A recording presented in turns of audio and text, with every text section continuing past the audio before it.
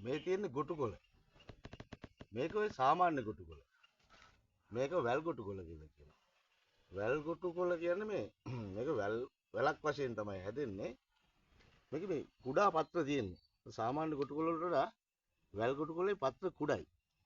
එතකොට මම මේක මෙහෙම කියන්නේ මේ අද්දුටුවයි සත්තයි කියලා අහලා තියෙනවද? මොකද මට සිංහල වෙද මහත්තයෙක් 2019 දී මට හැදෙනවා අර්සස් මූලික අවස්ථාවේ. මේක හරි මම අහලා තියෙනවා වී කුරුල්ලටද ගේ කුරුල්ලටද විතරයිලු අර්සස් හැදෙන්නේ නැති සත්‍යනේ. ඒතකොට මම හිතන්නේ හැදිච්ච අය දන්නවා මේ කොයිතරම් වේදනාවක් මොකද කියලා. ඒකයි මම මේ අත්දැකපු බෙහෙත ඔයාලත් එක්ක බෙදාගන්නේ. මම මේ අර්සස් තත්ත්වයේ මත මට මූලිකව අවස්ථාවක හැදුනේ. එහෙම දෙසරයක් හැදුනා. ඒ දෙසරෙම පළවෙනි අවස්ථාවේ මම දුරකථන ඇමතුමක් තියලා සිංහල වෙද මහත්තයෙක් වේයන්ගොඩ අපිට ඥාතිත්වයක් දක්වන වෙද මහත්තයෙක් ඉන්නවා. මෙයාගෙන් කෝල් කරලා ඇහුවා මේකට බේතක්. මම අද්දුටුවයි කියන්නේ මේක වරු දෙකයි බිව්වේ. උදේ බිව්වා එදා හවස බිව්වා. අනේ පහවදා වෙනකොට 100%ක් නිට්ටාවටම ලෙඩේ හොඳ. මේක හදාගන්න මතක තියාගන්න හරි ලේසි. මේ ගොටුකොළ නෙමේ මේ වැල් ගොටුකොළ. වැල් ගොටුකොළ අහුරයි මිටක්. කොහිල කරටි මිටක්. එතකොට අපිට වත්තේ පිටින් හොයාගන්න තියෙන දෙකක් තියෙනවා. වැල් ගොටුකොළ මිටයි කොහිල කරටි මිටයි. වැල් ගොටුකොළ මිටයි කොහිල කරටි මිටයි රතු ලුණු මිටයි උම්බලකඩ මිටයි. රතු ලුණු ඉති වත්තෙන් සාමාන්‍ය හොයාගන්න නෑ ඒක අපි කඩෙන් ගන්නව නේ.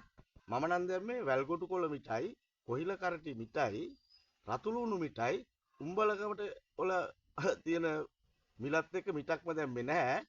ඒක සාමාන්‍ය ප්‍රමාණයක් දැම්මා උම්බලකඩ. මේක දාලා පත 8 එකට හින්දන්න කියනවා. පත 8 කියන්නේ ඒ පත කතන්දරයක් අපිට අදාළ නැහැ.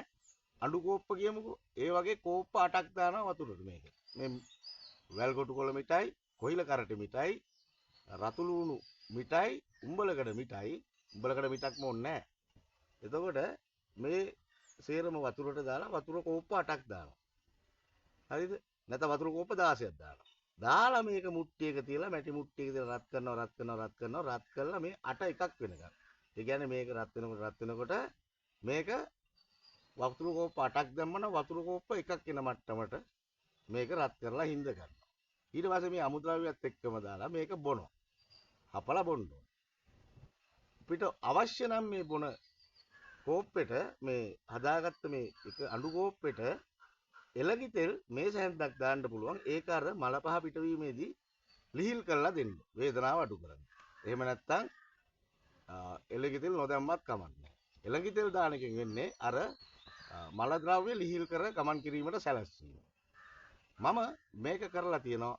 හැබැයි මූලික අවස්ථාවේදී අර්සස් වල අද්දුටුවයි සත්තයි. ඒකන්ද තවත් කෙනෙක්ගේ වේදනාව නිමා වෙන්න වේදනාවක් ඇති වුණොත් එයාගේ වේදනාවත් සමනය වෙන්න කියලා යහපත් සිතින් මේක ෂෙයා කරන්න ඕනේ. මේ අදහස මේ දැනුම පතුරවා හරින්න මේ අපේ මහ පොළොවේ තියෙන අපිට අර්සස් මූලික අවස්ථාවේදීම නිට්ටාවට හොඳ කරගන්න වටින බෙහෙතක්. එහෙනම් සුඛී දීඝායු